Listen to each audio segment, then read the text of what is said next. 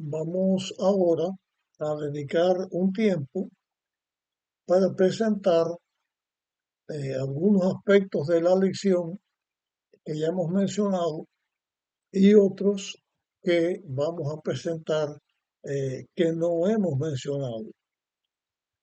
Comenzamos por decir, Dios mostró a Moisés un plano del tabernáculo y también le dio instrucciones de la manera en que debía de construirlo. Eh, Cuando se unió todo el material necesario, los artesanos que iban a construir el santuario, incluyendo las mujeres, todos los que iban a hacer algo del santuario, comenzaron haciendo su obra. Y todos ellos, en excepción, para la parte que le correspondía a ellos hacer, desde Bezaleel y Aholiab, en la construcción y en todas las cosas que ellos hicieron, hasta la mujer que simplemente hilaba los hilos que se iban a usar para la construcción de las cortinas o los mantos que se fueran a hacer, todos ellos fueron dotados por el Espíritu Santo para hacer una obra que fuera capaz de hacer las cosas de acuerdo con lo que Dios había establecido. Ellos fueron dotados de una habilidad artística.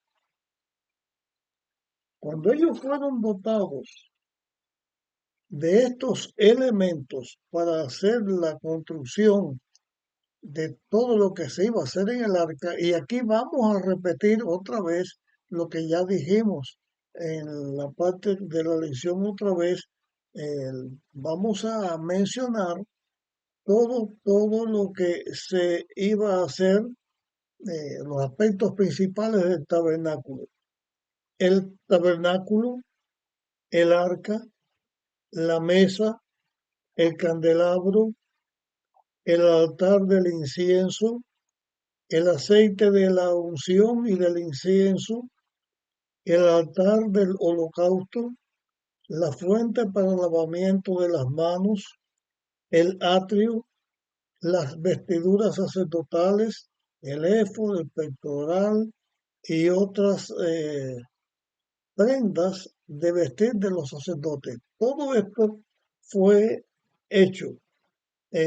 Ahora vamos a presentar, según lo que en el folleto se nos enseña, la cantidad de materiales que se usaron. No todos, sino los que aquí se presentan. En el Éxodo se dice que la suma total del material utilizado fue más de 1 tonelada de oro. 1 tonelada, para que los que no tengan noción cuánto es, 1 tonelada significa 2.000 libras. Así que de oro fue de 1 tonelada o más de oro. De la plata fueron 3,75 toneladas de plata y unas eh, eh, 2,5 o 2,5 toneladas de bronce. Así que ese material se utilizó en el tabernáculo o en el santuario y podemos ver el valor monetario, el valor monetario del santuario. Moisés inspeccionó todo el trabajo del tabernáculo y comprobó que todo había sido hecho de la manera en que Dios lo había mandado. Así que esto, eh, pues, se hizo tal y como Dios lo había mandado. Se hizo el lugar santísimo, el lugar santo, el patio, el atrio, se hicieron las cortinas, se hicieron todas las cosas que se mandaron para que estuvieran en el santuario. El punto culminante del tabernáculo, el punto culminante de la construcción del tabernáculo fue el hecho de que la gloria de Dios llenó el santuario. Y esa expresión de que la gloria de Dios llenó, se está presentando aquí este aspecto. La gloria de Dios se estaba manifestando desde Egipto en las plagas que estaban cayendo. La gloria de Dios se estaba manifestando en la columna de nubes por el día y de fuego por la noche. La presencia de Dios se presentó en el aspecto físico que se vio en el Sinaí. Y también la gloria de Dios se manifestó en una forma eh, completa e inmensa, voy a usar la palabra, cuando llenó el santuario. Y todas estas cosas se presentan en la Biblia porque es bueno que los hijos de Dios podamos cultivar en nosotros la idea, la seguridad de la presencia de Dios en nuestras vidas. Ahora queremos presentar también, hablar algo con respecto al Espíritu Santo que se manifestó y que se presenta la presencia del Espíritu Santo como algo fundamental en la construcción del tabernáculo, porque el Espíritu Santo también está presente en toda la obra de Dios en favor de la raza humana. Quiero señalar aquí que así como Dios dijo en una ocasión, hagamos al hombre a nuestra imagen, conforme a nuestra semejanza, señala que Dios, cuando Él se presenta en la creación, está diciendo que Dios es más de una persona. Por eso dijo, hagamos conforme a nuestra imagen, conforme a nuestra semejanza. En otro momento dice que pudieron a ver si habían si habían colmado la maldad, tenía que ver también con la torre de Babel que se estaba haciendo, donde Dios iba a saber, pero se presenta como más de uno. Aquí con respecto al Espíritu Santo y lo que la lección ha tratado, vamos a señalar algunas cosas aquí que creo que es importante que la tengamos. El Señor no solo proveyó el plano del santuario,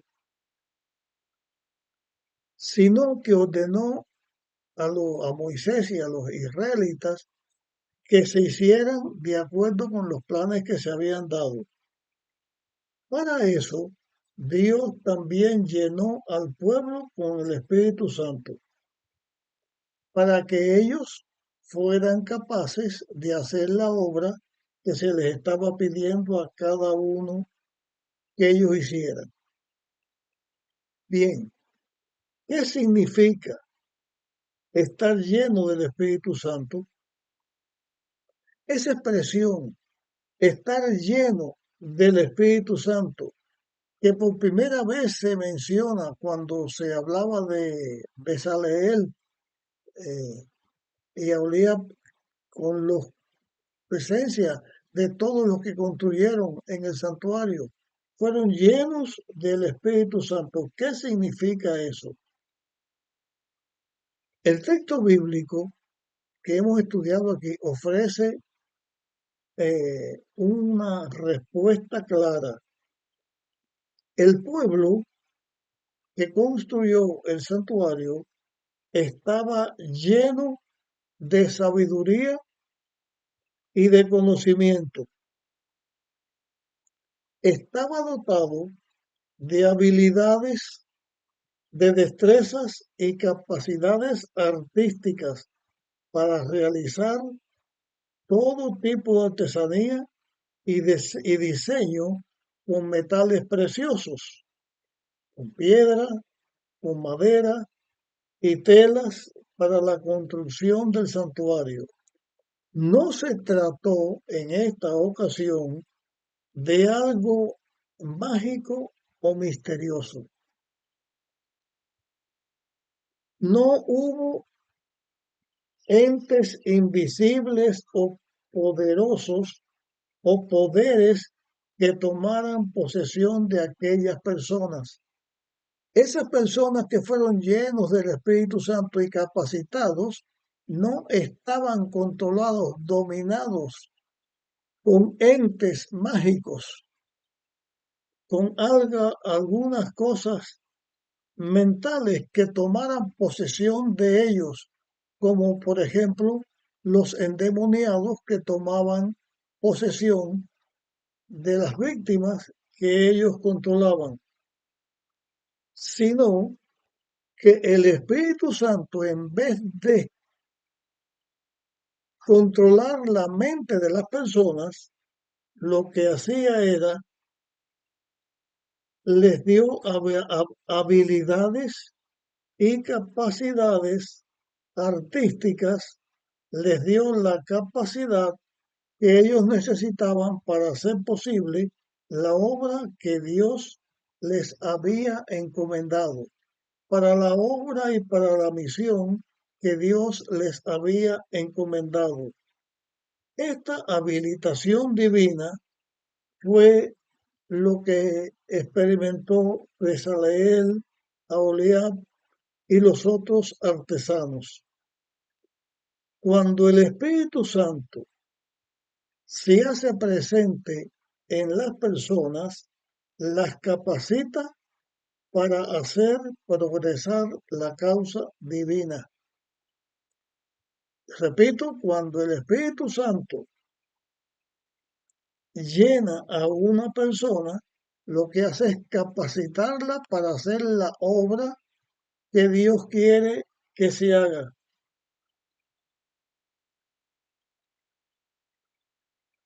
Voy a señalar aquí un párrafo lo que dice, lo mismo sucede cuando el Espíritu de Dios viene sobre una persona.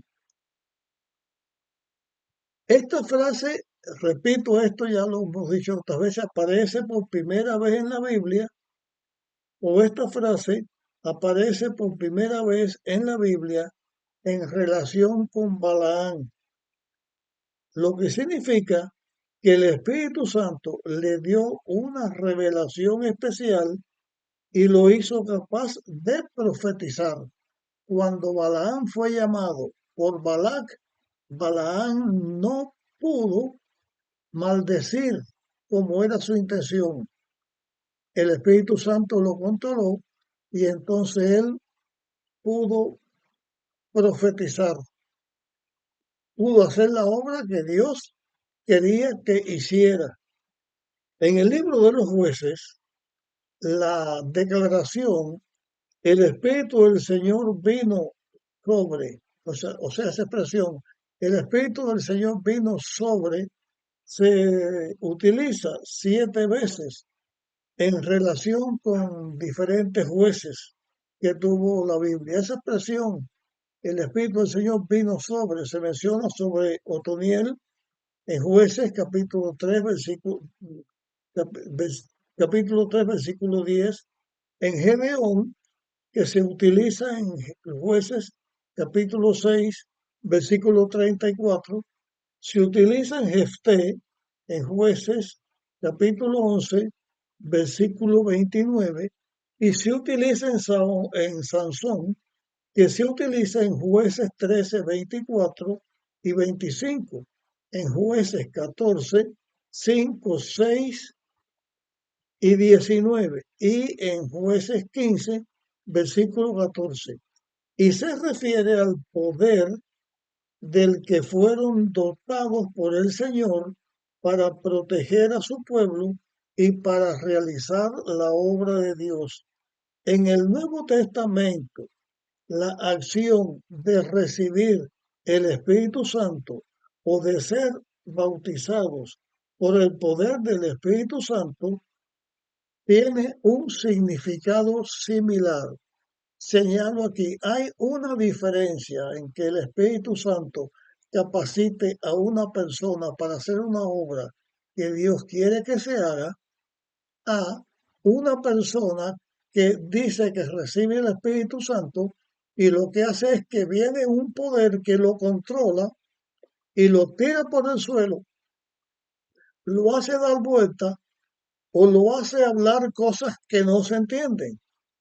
En el mundo evangélico hay personas que dicen que reciben el Espíritu Santo y el poder es que empiezan a brincar, a saltar, a emitir sonidos, emite sonidos que dicen que es hablar en lenguas, pero esas lenguas no le entiende nadie. Esa no es manifestación del Espíritu Santo. El Espíritu Santo cuando obra en una persona no la lanza como un endemoniado es lanzado por el poder del demonio. Su manifestación del Espíritu Santo es la capacitación de las personas para las cosas que edifican y sirven para la edificación del reino de Dios. Voy a mencionar algo ahora aquí del santuario terrenal y del santuario celestial. El santuario terrenal no era literalmente una copia física del santuario celestial. El apóstol Pablo explica la diferencia entre ambos santuarios al mencionar que el terrenal era solamente una sombra, una figura de lo celestial, un santuario que es copia y sombra de lo que está en el cielo. Y se utiliza una ilustración para hablar sobre esto. Es una ilustración muy apropiada. Esa ilustración es tan real, que no tiene dudas. En ella se puede comparar a una persona, es la sombra de una persona. Una sombra que proyecta una persona se puede percibir a un observador si esa sombra es un hombre o una mujer, porque el hombre da una sombra de su cuerpo, de hombre, una mujer, una sombra de su cuerpo de una mujer. Si es una persona alta o es bajita, se puede ver. Si es gruesa o es delgada, se puede ver. Se puede especular acerca de alguna otra característica física, pero la sombra de una persona no puede revelar nada acerca de sus pensamientos, de sus emociones, de los objetivos, los conocimientos, el trabajo, la posición, las metas, los sueños, los planes o las decepciones de las personas. Este ejemplo es suficiente para demostrar que no debemos amoldar al santuario celestial a nuestro pensamiento, a nuestro conocimiento o a nuestras experiencias limitadas, porque es solamente sombra. El santuario terrenal es sombra de lo que es el cielo. no es lo que en el cielo hay en realidad, pero el santuario celestial es tan real como Dios o como los ángeles, porque Dios tiene un lugar. El lugar donde Dios está es el santuario. Donde Dios está es el santuario de Dios. En el santuario nosotros podemos encontrar que ilustraba la manera en que Dios salva a los pecadores, que Dios salva a los seres humanos y cómo Dios trata con el ser humano pecador. Los servicios diarios otorgaban al creyente individual el perdón y la seguridad de la salvación. Los servicios anuales presentaban solución objetiva y final para el problema del pecado. O sea, repito esto explicándolo a mi manera. En el servicio diario el pecador recibía la seguridad del perdón, porque su pecado era transferido al tabernáculo y la aceptación del pecador se aseguraba. Pero en el santuario, o en el servicio anual del santuario, se aseguraba la erradicación del pecado del universo. Se aseguraba lo mismo que va a suceder en el lago de fuego descrito en Apocalipsis, que destruye al pecado, raíz y rama. Y voy a presentar aquí lo que está escrito, a leerlo tal y como está escrito aquí en el folleto. Como resultado de ello, el carácter amoroso, veraz y justo de Dios serán exaltados, reivindicados y reafirmados por todo el universo en respuesta a la revelación y la demostración que Dios ha hecho de su amor. Todas las criaturas reconocerán su gloria, soberanía y poder. Él será reconocido como digno de alabanza de todo ser por toda su bondad y justicia, y toda persona se inclinará ante él con total admiración. Todos se inclinarán, todos sin excepción proclamarán que Dios es amor. Así concluye esto que queremos compartir del santuario, pero señalando este aspecto. Se dice que todos los pecadores que se van a perder desde el diablo hasta el último reconocerán que Dios es justo en su destrucción. Y todos los redimidos también reconoceremos que Dios es justo en la salvación que nos da. No habrá una acusación más, no habrá una culpabilidad más mal señalada. Tanto los que hemos seguido a Dios y hemos sido redimidos, doblaremos nuestras rodillas delante de Dios, alabándole porque fue por su amor que fuimos redimidos. Y todos los que se pierden doblarán sus rodillas delante de Dios, reconociendo que Dios es justo y amor al destruirlo por la eternidad. Bien, hasta aquí llegamos con estas otras cosas que quería compartir de esta lección. También deseo que pueda ser de utilidad para todos los que la escuchen.